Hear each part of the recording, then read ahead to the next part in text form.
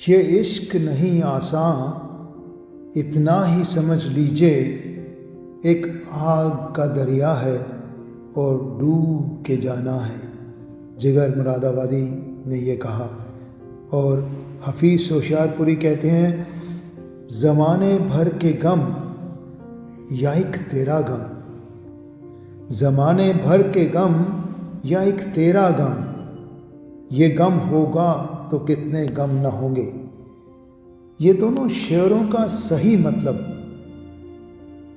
हमें तब समझ में आता है जब हम नाकाम मोहब्बत के शायर साहिर लुधियानवी की मोहब्बत की कहानी सुनते हैं। आज का मेरा एपिसोड साहिर की इसी कहानी पर आधारित है। इस कहानी में प्यार का जुनून है जो दुनिया की रियायत के मातहत था, जो कभी मिली ही नहीं। इस कहानी में किस्मत ने उनको बार बार एक दूसरे के सामने लाकर खड़ा कर दिया।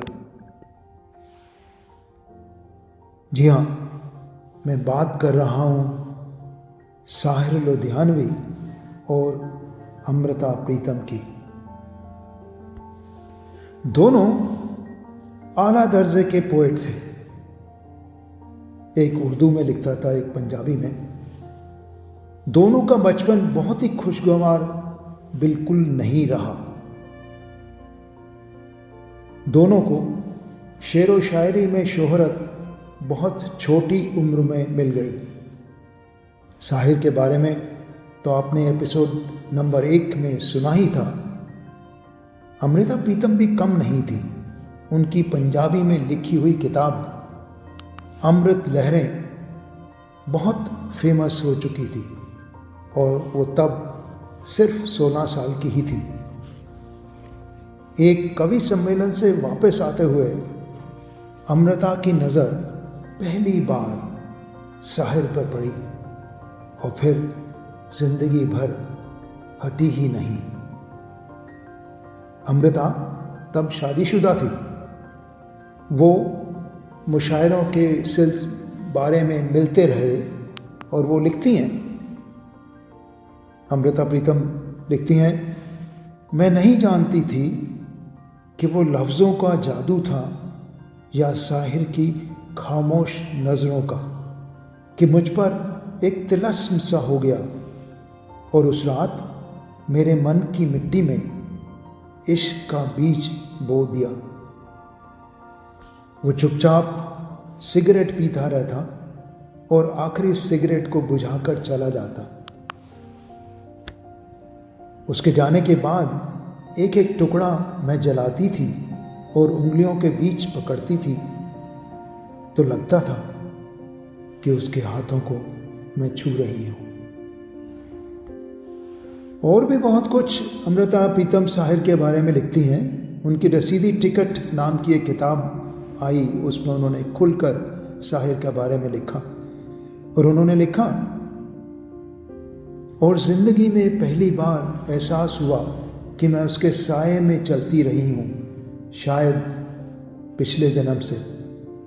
और जब वो आ जाता तो मेरी काली रातें भी सपनों के पैरों तले चांदनी बिछा देती, जैसे मेरी ही खामोशी से निकला खामोशी का एक टुकड़ा कुर्सी पर आकर बैठता था और चला जाता था।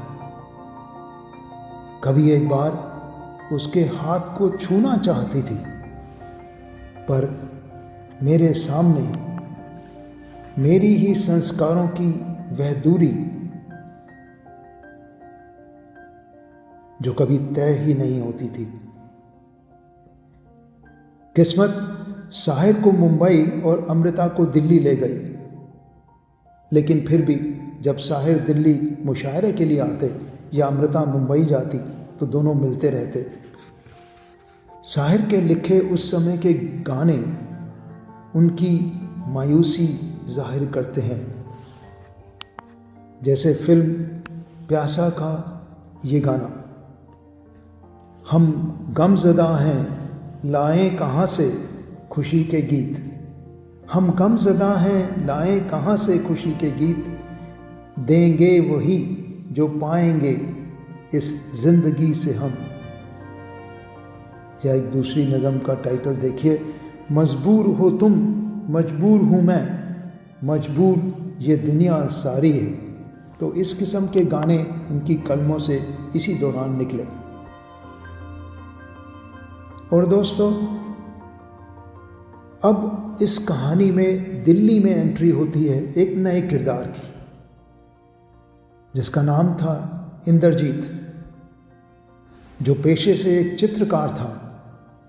वो अमृता को सालों से जानता था और चाहता था। देखिए किस्मत इंद्रजीत को भी दिल्ली में अमृता के पड़ोस में ले आई।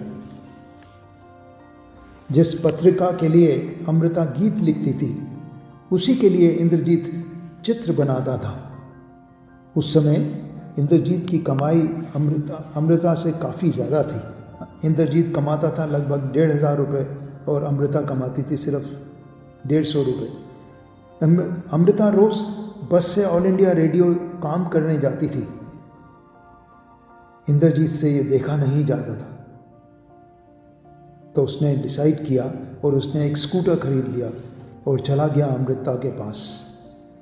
अमृता ने भी बिल्कुल मना नहीं किया और उसके पीछे बैठकर रोज़ ऑल इंडिया रेडियो जाने लगी। और देखिए, जाते जाते भी वो इंद्रजीत की कमर पर उंगलियों से कुछ लिखती रहती थी। और कई सालों बाद इंद्रजीत को पता लगा कि वो साहिर साहिर साहिर साहिर ये लिखा करती थी उसकी कमर पर। फाइनली 1960 में अमृता ने अपने पति से तलाक ले लिया और साहिर को मुंबई में ये बताने के लिए फ़ोन करने की सोची। अमृता के अपने शब्दों में, मन ने घर की दहलीज से बाहर कदम रख लिया था और जैसे ही वो फ़ोन करने वाली थी, उसको कहीं से पता लगा कि साहिर की ज़िंदगी में भी कोई और आ गया है। शायद वो सुधा मल्होत्रा थी। जी हाँ दोस्तों, सुधा मल्होत्रा उन दिनों की एक प्रसिद्ध गायक थी और ऐसा कहा जाता है कि साहिर उनसे काफ़ी करीबी रहे। उन्होंने साहिर के एक गीत की धुन भी बनाई, जो आप सब लोगों ने सुना ही होगा, तुम मुझे भूल भी जाओ तो ये हक है तुमको, मेरी बात और है, मैंने तो मोहब्बत की है। अमृता को एहसास हो चुका था कि उसके नसीब में साहिर नहीं था, इसलिए 1964 में इंद्रजीत के साथ एक ही घर में बिना शादी किए उसने लिव इन रिलेशनशिप में रहना शुरू कर दिया। आप समझ सकते हैं 1964 में लिव इन रिलेशनशिप एक बहुत चुनौतीपूर्ण डिसीजन रहा होगा। इंद्रजीत का नाम भी बदलकर इमरोज़ रख दिया गया, जिसका मतलब है प्रेजेंट, यानी कि आज। लेकिन इसका यह मतलब नहीं था कि अमृता ने पास्ट से सारे नाते तोड़ दिए।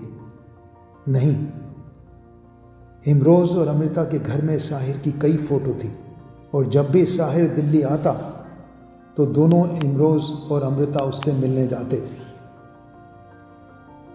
और एक ऐसी ही मुलाकात में साहिर ने टेबल पर 3 जाम बनाए। जब सामने इमरोज़ और अमृता बैठे थे तो इमरोज़ और अमृता ने कहा कि हम तो पीते ही नहीं हैं, ये 3 जाम तुमने किसके लिए बनाए?